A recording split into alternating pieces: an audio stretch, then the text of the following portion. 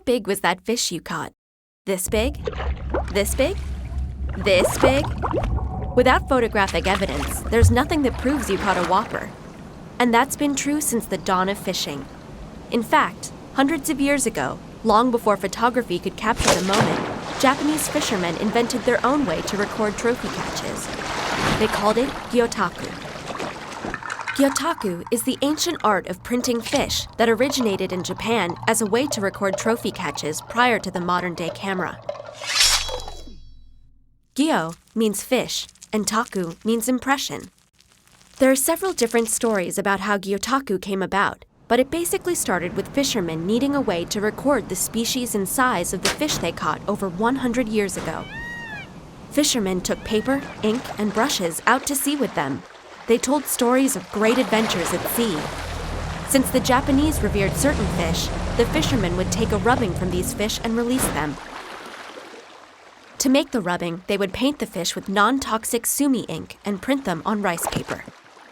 This way, they could be released or cleaned and sold at market.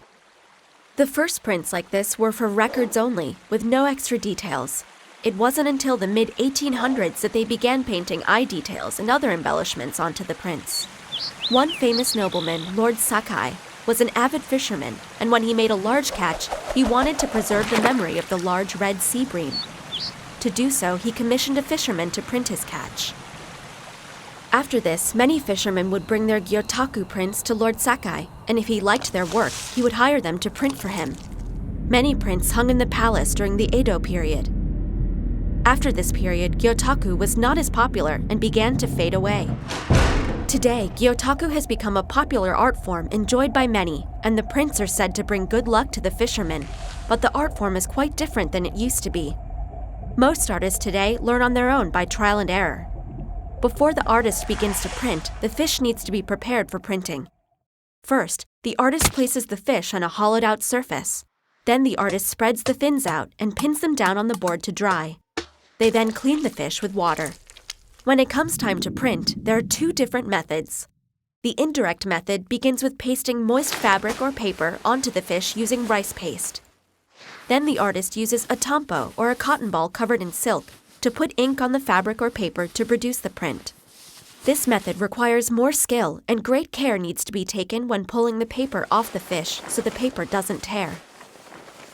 In the direct method, the artist paints directly on the fish and then gently presses the moist fabric or paper into the fish. With both of these methods, no two prints are exactly alike, but both reveal dramatic images of the fish. For the final touch, the artist uses a chop or stamp and signs their work, and can hold it up to say, the fish was exactly this big.